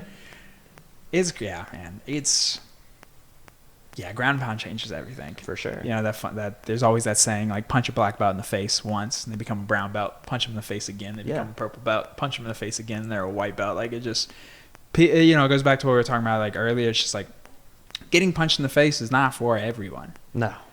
Like, when you see these super athletes coming over to MMA, you're like, oh, they're just going to easily beat the fuck out of people. They're so much stronger, faster. They might be.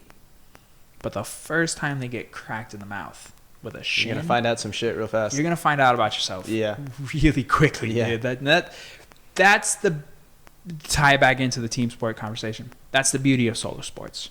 Nothing, I don't think, no team sport allows you to learn about yourself quicker than combat sports or like doing an individual sport. Yeah. Having to take that complete blame after you lose. People talk about it all the time. Like Israel Adesanya when he talked about after he knocked out Poatan. Knocked out the boogeyman. One of the coolest moments in UFC history. When he knocked him out and he's talking about like, I get to feel this feeling over and over and over again. It is literally the highest of the highs and the lowest of the lows. When you lose, it feels like shit because there is no one else to blame, bro. There's no one else. You're like, fuck. Yeah. And I think that's what makes combat sports so incredible to watch. When you see these guys, they take a loss or they challenge themselves and they go against somebody who is better than them. They probably know they're better than them, but they take that match because they want to push themselves and they know what they're going to gain from it. Even if they lose, is still so great.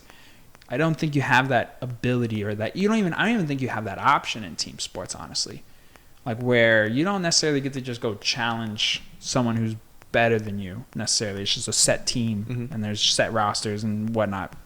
But in combat sports, you can be like, fuck it, dude, I'm the 12th ranked guy. They just offered me the 3rd ranked guy on a 2-week notice. Yeah, taking it. Fuck it, let's go. Yeah. I might not win, but I'm not going to lose either. Yeah. Because I'm getting lessons. I'm learning. Like, then that's the beautiful thing about combat sports is really there is no losses. Like, it's just lessons. And it's like a huge cliche. Like, it's like, you either win or you learn. Yeah. It's so true, though, dude. It's lame, but it's true. Yeah. Because otherwise, again, what's the alternative? Yeah. Who are you going to blame? You're going to blame, like, your gym? You're going to blame your coach? You're going to blame your teammates? Like, you can't blame anybody else. I mean, you can, but you're just going to get fizzled out of the sport instantly. Yeah. You won't survive. You won't make it past like 2 losses because you're just going to be like, oh, well, fuck, dude, I can't hold myself accountable. For sure. And if you can't hold yourself accountable, you just won't make it in the sport. Yeah. No. Accountability is like forced upon you in combat sports. Like, it's beautiful. Yeah. No, yeah, it is. But like, it is definitely forced upon you. Like, oh yeah, there is no excuse. You go out to compete. It's all you. Yeah. There is no ifs, ands, and buts about it. Yeah. And I think like one of the coolest things, when I was coaching Muay Thai, one of the coolest things is just seeing that transition with people. Either they do come in a little bit overinflated on their ego. They really think they can fight. For sure. And then you see them get their ass whooped. Mm-hmm. And then they have 2 choices. Yeah. They either show back up tomorrow or they just never come back. And when that person comes back the next day, they're a completely different human being. Sure. 99 out of 100 times. Yes. There's always that one. There's always outliers, right? They're just equally as delusional the next day. For sure. Right? But when they come back the next day, the intent in which they practice with is so different. Oh, yeah. It's why I always think like it's super important to have a gym that have people who compete or have competed before, because then they have a different intention when they're rolling, or they have a different intention with class. I don't know if maybe you experienced this, like having a student who's never competed before and you're coaching them and then they go out and do their first competition and just kind of the light in their eyes when they come back to class the next time. Mm-hmm. Like they're like, oh, yeah, shit. It's actually funny that you bring that up. So when I do get students that compete for the first time, there's like a small checklist that I have to remember as a coach. Like, 1, I fully expect them to listen to nothing that I say. Yeah, because I'm like, I know, dude, it's just, there's so many endorphins and things going on and variables going on. You don't know who's going there to support them other than you as a coach. You know, like all of these things can play into effect. Maybe they can't hear you. It's their first time competing. Like, it's the adrenaline hard. Dump. A lot of times ridiculous. you tunnel vision too. Yeah, for sure. Right. But yeah, seeing the joy on their eyes, right? Like if they win a match or if they just had a good time competing, like priceless, dude. Yeah. I mean, it just comes back to that accountability aspect. You just grow so much. It's sure. not the singular thing in your life. Combat sports singularly are not going to make you that much better of a person, but it teaches you, and what you learn in that you can apply to the rest of your life. For sure. And that is what makes martial arts so beautiful.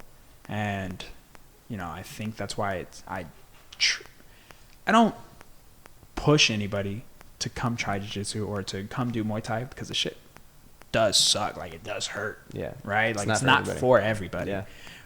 But I think talking about it, explaining it to people, or even just posting about it, and just like posting the good times, or just posting like about the community and talking about it, it just makes people genuinely curious, and they come in on their own. Mm-hmm. You can't force somebody to go do it. No, you don't want to force somebody to do it. No, it's just not gonna. It's not gonna end well. They could have a very bad time if you try to force them onto it. Yeah, for sure. Yeah. you might get fucked up. Like that's like a disclaimer you have to tell people. Like, hey, you might get your shit rocked. Yeah, for sure. There might be somebody in there that just looks at you like fresh meat. Yeah, it's just all. I mean, there's always somebody, dude. Yeah. Like how you're always talking about when new people come to Kingsway, dude. When it comes to pro session, y'all are like. Well, it's just like, oh my God, dude. You're like not gonna make the adjustments. Like one of the most fascinating things about training in that place, and like I don't think that happens anywhere else in the world, is like I could learn a new armbar and be ready to show it off at pro practice, and I might get everybody in the room that day with that armbar. It will only last that 2-hour session. If I come back for the 12:30 session, say I hit that at the 9 a.m. session on like 4 people in the room, by the 12:30 session, not only will it not work anymore, they're gonna be like, I'm gonna fucking punish him for doing that. And I'm like, damn, I had my 2 hours of fun. They've already figured it out. Exactly. Or like if I go and did this, like say I trained at house for a week and only trained at house, like I would be able to ruin people with that armbar for like two weeks. Yeah. That's what I was literally about to say. I think you hit me with that same fucking inside heel hook from me shrimping out of side control. Yes. Probably for like a month. Yes. And then now I'm finally like, okay, no more. Yes. It took that long. Yeah. And so it's just it's incredible, their ability to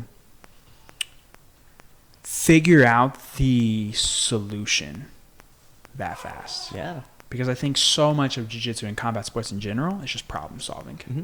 I think that's what attracts me the most.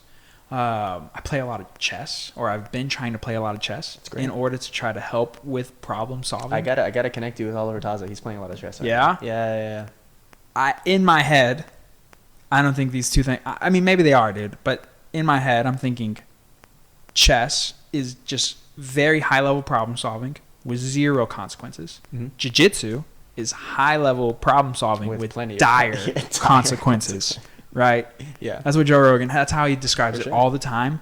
And it's the most accurate description of jiu-jitsu Well, because it is truly decision making. Yeah. You can be as good as you want. But when you're going against somebody else who's also good, if you make a mistake, You're dead. That mistake gets punished and Yeah.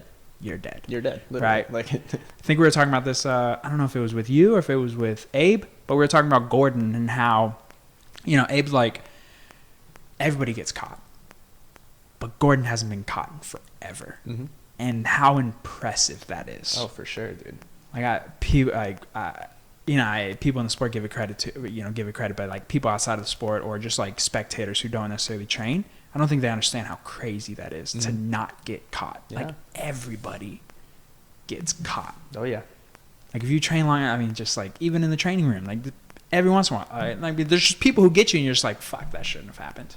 But that was just it was a bad decision, and they just capitalized off that decision and it can go downhill that quickly. And so for them to be able to problem solve that fast from session to session, it's just it's impossibly frustrating. But like it's also why we're such a high performing team, because everybody's right. Like it's funny too because I'll get people from back home all the time. They'll text me like, "Oh, so what do you think of this heel hook? Do you think it works?" Right? I'm like, it's trending right now, but like in reality, we probably studied it and figured out the defense to it like months ago. Yeah. And that's crazy. Yeah. So like there'll be people obsessed with like a foot lock from 50-50 or like the Woj lock. Right? They talk about that a lot. Right? It works. It's trending. People are doing it right now. They haven't been caught in that 50-50 foot lock in I don't know fucking how long. Yeah. Right? It's not that because it doesn't work. It's just because we study it so much. It's just like, okay, there is an easy fix to it. Like, unfortunately, the easy fix came to it at the price of meeting a guy named David Stoyle from Australia. Dude, that guy is freaking lights out on the legs. But he came and terrorized us with it for like 3 months. Right? But after that, like, none of us were like, that's just not never happening again. anymore. Yeah. That's a big like. It was a big thing, yeah. That's fucking dope. But it's just like this is just like y'all are just constantly. Oh, dude, we would literally get together and like fucking text about it at night. We're like, we have to stop this Australian fuck from like locking us. Like, I believe it, bro. Yeah, straight up fuck. I believe it, dude. That's how I felt about that fucking inside heel hook. I've had nightmares about that shit for like a month now. What's worse is that leg drag. Still dealing with that. Yep. It's a constant nightmare. It doesn't go away. It doesn't. Yeah. No. But that's the worst part is like I don't know how to stop it. So like that though is the exciting part about jiu-jitsu. That it can just go for forever. Mm-hmm. It never stops. No. And I think it's so sad when people get their black belt and then they just think they know jiu-jitsu. Mikey Musumeci was just talking about this today, where it's like that he's been training since he was 4 years old, and he trains like a ridiculous amount of time. He like drills almost more nobody, than anyone else. almost nobody trains on to that extent, like 12 hours a day. And for him to still say he doesn't know what jiu-jitsu is, no one should say they know what jiu-jitsu is. For sure. Because it never stops. And if you don't think that you can learn from anyone, that just seems sad. Once you get your black belt, what was the point of going through that entire thing? You just thought like once you got there that you're just immediately great. Well, dude, like one of the biggest things when I came over to learn from John was like how much jiu-jitsu I had to relearn. And like for a lot of people that would like cripple them and make them not want to do it and like take the passion out of it. But like for me, it was like I get to be a student again. Yeah. You know what I mean? So I'm like, oh, like fuck, I wish somebody taught me this as a white belt. Yeah. And then I get like the same amount of joy teaching it to actual white belts because I'm like, you guys are going to be way better off than I was when I started. Yeah. You know what I mean? But yeah, like there's a lot. It is endless, bro. Like if you are able to find it in yourself to continue that, like we call it white belt mentality, that's how you get better. That's truly how you get better. Yeah. Right. Because you keep asking questions, you keep figuring it out. It keeps you up at night. Like I think every man does this, but like sit in the driveway in our car for like fucking 20 minutes. Usually it's me figuring out how the fuck I got choked.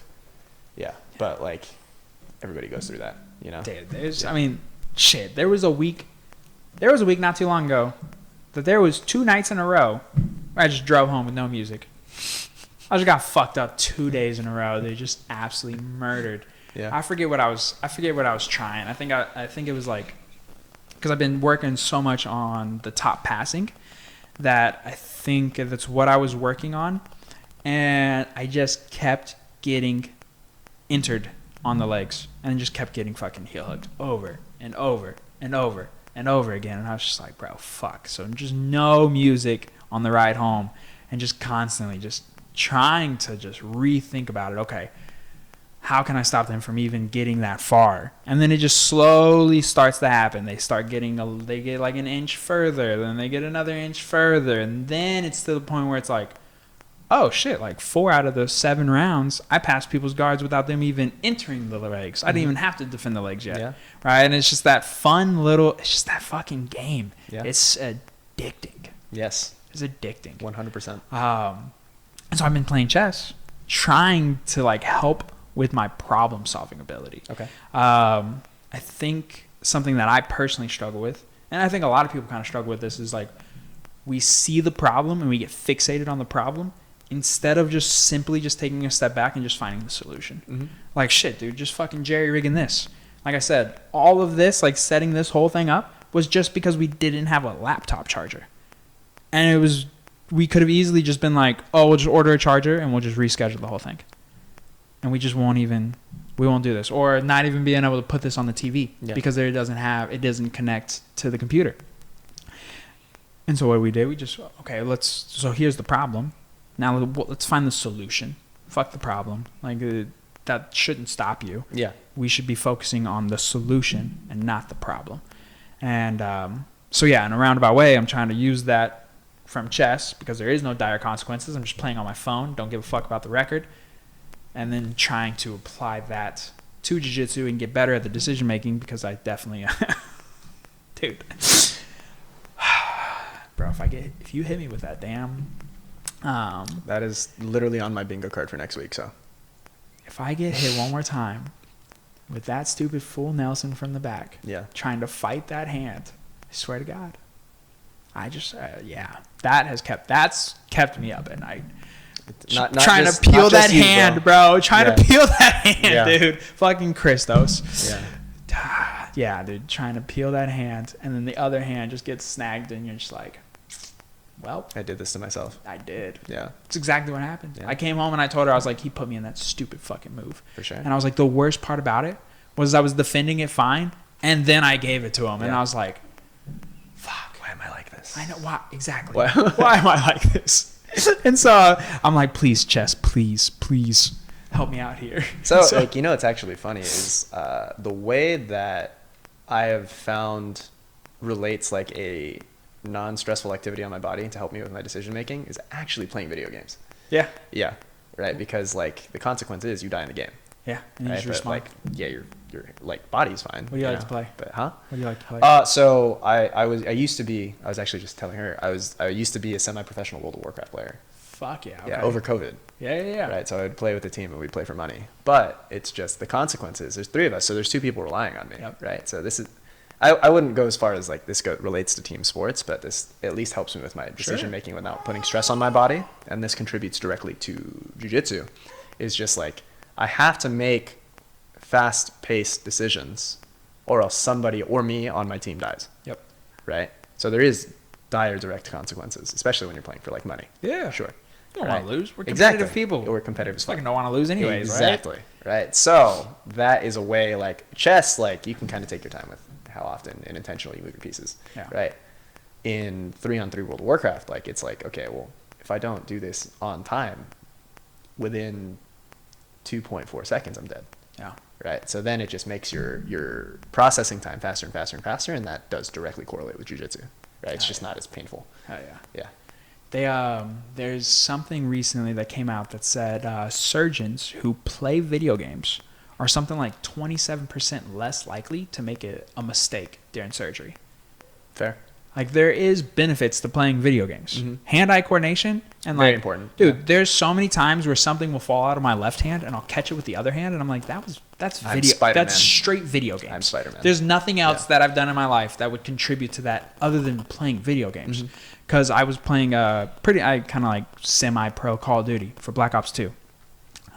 Really fucking good between COD 4, Modern Warfare 2, all the way up to Black Ops 2. During that time period, on a fucking terror. Yes. I was just under. Like, I was good, dude. To the point where it's like you're talking to your friends in high school, and they're like, I'm really good at Call of Duty. And I'm like, yeah? What do you play? And they're like, oh, I play hardcore team deathmatch. And I'm like, okay, you're not. Yeah, it's like, sorry. You're all right. You're not. Yeah, you're all right. Yeah. Got it. Okay. Like, trying to explain to people the levels to it. You're like, no, dude, I'm playing for money. Yeah. Playing for money. There used to be a website called Game Battles. Okay. So we used to just play so much game battles. Every night we'd just be playing matches after matches after matches, dude. And just like that does attribute to it, right? And to your point, I played the chess specifically with a time limit. So that you have to. Okay, so it does. You have to make a decision. It's a 10-minute game, which is not super fast. You still have some time to figure it out.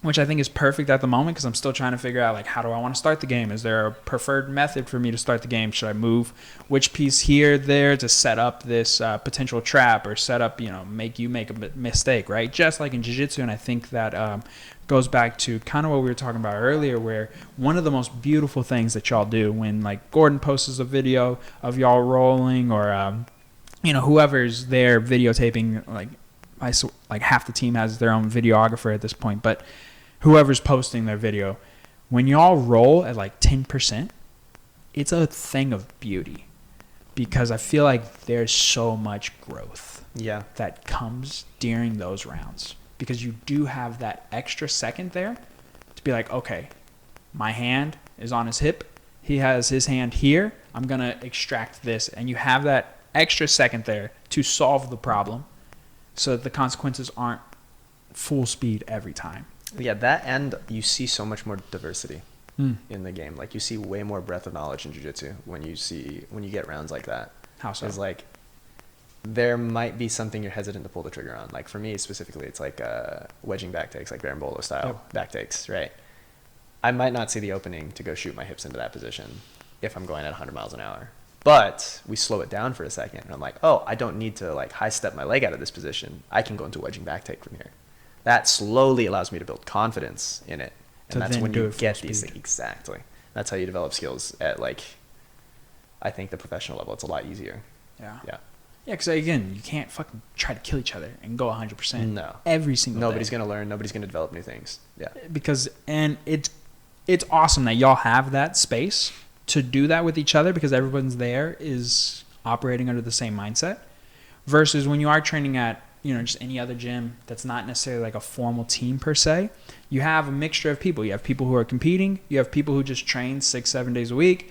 And then you have people that only get to train 2 or 3 times a week. They got a fucking life. Yeah. Right? They only come in 2 nights a week. And so when they come in those 2 nights, they're trying to go balls to the wall because that's their 2 nights of the week. For sure. And that's it. So they want to go hard. Yeah. But then, some of us who are like training like 6-7 times, when you do roll with that person on that one day of the week that they get to come in, you're like, fuck. Yep. They're like, dude, I'm trying to roll nice and slow today. Yeah. And just, sometimes you don't have that option. So it is a beautiful thing that, you're in a room where everybody's under that same mindset.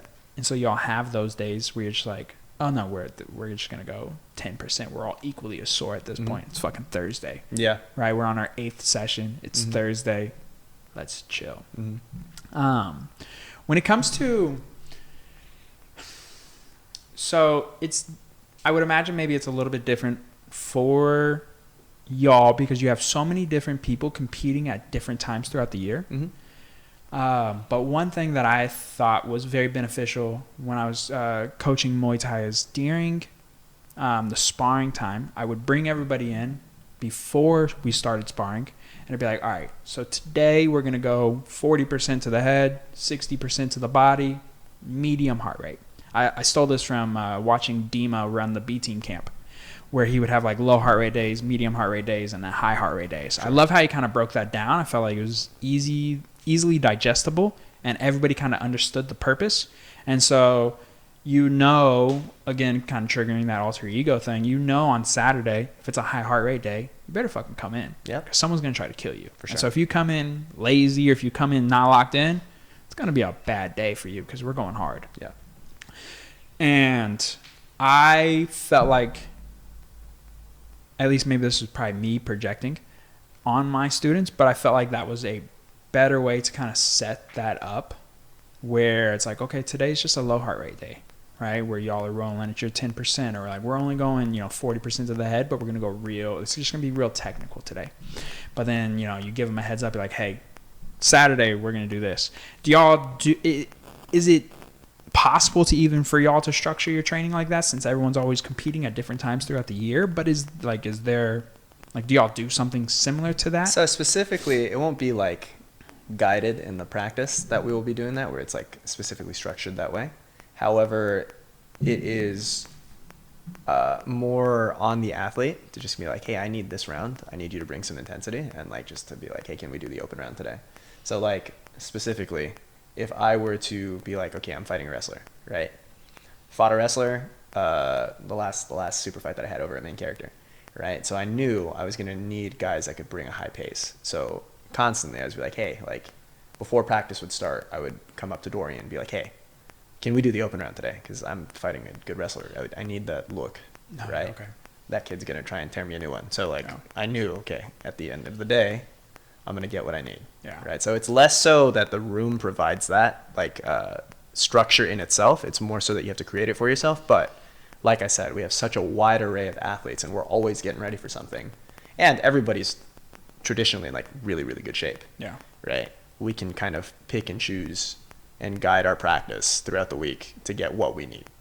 Yeah. That makes sense. It comes back to that accountability. It's a little bit of responsibility on you. Yeah. Yes. Comes back to that accountability, that responsibility, because very easy. You just be like, you know what? How about I just don't wrestle with Dorian today? Mm-hmm. How about maybe I go find somebody else that maybe pulls guard, knowing that that's probably not going to better you for your match, but it's probably an easier round for you. Mm-hmm. Dude, you got to seek out those hard rounds. I mean, I also think like if you're willing to do the work to get into the Kingsway Pro session, you're not afraid of the hard rounds. Yeah. You know what I mean?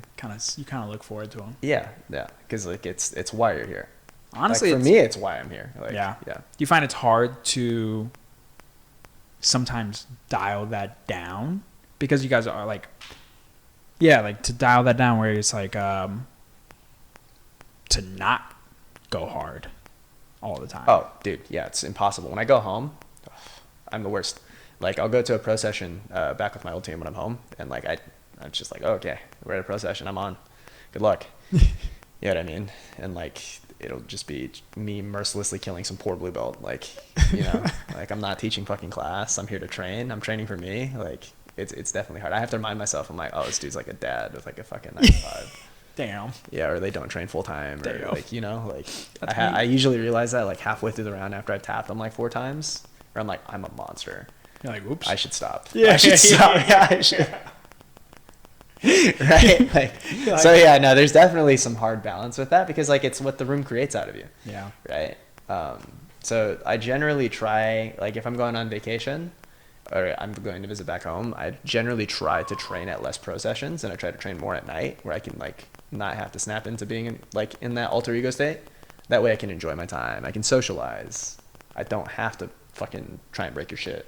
But it's also probably safer for you. 100%. Because the worst case scenario is you get hurt by someone, just like one of those dads, they just accidentally get you, or something happens, or you tweak your leg, or they do something like going to the side of your knee, something that they shouldn't, but they just weren't as good or just weren't as aware of, right? Yeah. And so it's probably safer for you to not have hard rounds outside of your kind of safe bubble. For sure. Right. Yeah, like, dude, I have to pick and choose when I roll with my students, because I'm like, okay, you are gonna choose how hard this round is when I roll at night, right? And like, I'm pretty sure I've said that to you, like, well aware times, right? Like, yeah, and it's not like you being a spaz or anything, but it's just like that's what I try to tell people. I'm like, guys, you are going to decide how hard this round is. Oh, Right? yeah. If you want the chill roll with me, you will get chill roll with me. Right? If you want to go 100 miles an hour, I have to protect myself. I will go 100 miles an hour. Oh, yeah. Yeah. Right? They say that in striking all the time. Yeah. Punch me how hard you want to get punched back. Exactly. Especially when it's a guy you're going against and you know you're better than them. Hit me as hard as you want to get hit back. Because this could be as fun or as not as fun of a round as you want it to be, right? Yeah. Luckily in jiu-jitsu it's not as dire. Yeah, it's not as dire, thankfully. You know, we can spaz out and have fun. As long as you tap. As long as you tap. As long as you tap. Be aware of it. Oh, yeah. Fuck, dude, I'm still... Sometimes it's just still so hard to keep track of your heel. Like, when it's fully grabbed or not fully grabbed. For sure. Or when you can slip and you not slip. It's Yeah. just like, fuck, dude, it's still just... I'm just trying to get into those more and more reps. Like, letting people get back into the legs or, like, half time not fucking letting them. They just fucking get into my legs because... It'd be like that sometimes. I've been working on the same passing for, a couple months now, but... I just need more and more looks so that you know when it's grabbed, because then it could just be really bad really quick. No, for sure. It's scary. Yeah. But it's, yeah. I mean, it's, yeah, it's just getting those looks, dude. It's the most fun thing you can possibly do. It's, even if you only get to do it 2 times a week, or you get to train as much as you possibly can, it's worth it. It's just so much fun. What you gain from it is so much fun. Like I said, I would say, nothing will teach you about yourself more than martial arts. Yeah. And I think that's what a lot of people fear about it too. It's why a lot of people don't come in. For sure. A lot of people don't come in because they're scared to find out about themselves. Oh, yeah. But it's so worth it, dude. Just go find out, because you're probably tougher than you think. Or maybe you're not as tough as you think, but you can get to where you think. Exactly, yeah. Right? So, yeah, you might come in. No, you not might. You will come in. You're going to get your ass whooped. For sure. It's a bottom line. Everybody flounders on their first day, man. Yeah. It's just what happens. We're all there. Yeah. Yeah. Like, you can't be good at it right away. If you were, there wouldn't be people who've done it for 17 years and still say they don't know what the fuck they're doing. Exactly. Like, it just wouldn't be that. There would be no appeal. Mm-hmm. Right? Like, you just go play football then. Like, it's just like, it's not the same thing. And yeah, it's just you're gonna come in that day, you might embarrass yourself, but you will embarrass yourself. No one's the thing to really, really understand is no one else in the room is thinking that. Oh yeah, no one else is thinking about it. Yeah. No one else is gonna think about it tomorrow. Everybody's sitting in their car thinking about their own role, and usually the roles that didn't go the way that they should have. For sure. Sure, you pat yourself on the back when there's maybe there's a guy you've been chasing for a while. You do something. Maybe good. he's slightly just a better than you, just an inch bit better, and then you get him that day. You're like, fuck yeah. And then you might think about that for a little bit, but really most of the time it's just spent. Yeah. Thinking about the roles that didn't go your way. Oh, for sure. Especially if that person is quote unquote not as good as you, or maybe they're a lower belt or whatever the fuck it is, right? You're like, fuck, dude, what happened there? Oh, damn, dude, right there. Like, oh, that was silly. Like, that's what most people are thinking about. So people who are, for those who are listening who I kind of want to try it, but I'm just super nervous. Dude, it's just, or I don't want to embarrass myself, or I don't think I'm athletic enough. That goes back to the very first thing we were talking about, or at the very beginning of this episode, is that the mats have a way of making people athletes. Even if they weren't athletes, they make you athletic. You find out how to use your body. You'll figure it out. Some people, it takes fucking 5 years to start to really figure out how to use their base or how to be athletic. Yeah. Some people figure it out really quickly. But no matter what, you will eventually figure it out. No, if you stick with it. Yeah. You will figure it out. And that's the great thing about it, is that you will eventually... It will eventually click, and it will eventually make sense. That's why I love seeing people get their blue belt. Yeah. Because when they get their blue belt, very strong likelihood you never see them again, because blue belts are notorious for quitting. But seeing being able to tell them that story of what it was like when they first walked in versus getting their blue belt and actually understanding a little bit of jiu-jitsu, it's a huge feather in your cap for sticking through something that is incredibly difficult. You know, like. And on average, it takes 2 years. Yeah. That's a long time to be doing one thing. Mm-hmm. Most people they don't stick to something that long. For sure. Right? And it's just, yeah. It's a beautiful thing, dude. No, it's amazing, man. Well, Ethan, man, ton of fun. Of course, always. Appreciate you. Yeah. Thanks for everything you've done. Thanks for everything you've done with helping me, fucking at house, just in general, dude. Everything you do for the community, you keep such an energetic personality. You're always so happy to be there. It's a beautiful thing. I think it's going to be very easy for you to know when it's your time to stop, because that'll fizzle. Yeah. And it's going to be so apparent for you, because you're just going to be like, it's just not the same no more. Mm-hmm. And I think like how excited you are and just like the energy you bring, it just makes going to your classes, it just makes training, it just makes watching it so much fun, because it's just knowing that you just love this shit. And it's awesome to see. So I appreciate you. Thank you for everything you've done, dude. Man. Yeah. Thanks for, being a mentor, being a friend, being a coach, being, just all of the above, dude. I really appreciate you. Hell yeah, so tell everybody where they can find you on Instagram. We have a beautiful C4 can here that we didn't even fucking get to talk about, but yeah. Tell them how they can use your discount code, where they can find you on the social media, everything. Go ahead and shout yourself out, man. Ethan Vistro, they call me the Sniper, right? You can find me on Instagram at sniper.bjj, right? Also, if you guys are fellow caffeine addicts, I am sponsored by C4, one of the only jiu-jitsu athletes in the game to currently be sponsored by C4. So if you guys are into caffeine, if you go to the C4 website or the link in my link tree on Instagram, right, you can use my Instagram handle at sniper.bjj for 15% off your total order. Fuck yeah. There you go, dude. Caffeine tastes better when it's discounted. Oh, for sure. Yeah. Well, Ethan, dude, I much appreciate it, man. Let's get out of here. We'll wrap this shit up. Thank y'all. Yeah, dude. Fuck it, dude. My man. That's it, dude. That's fine. Oh, shit.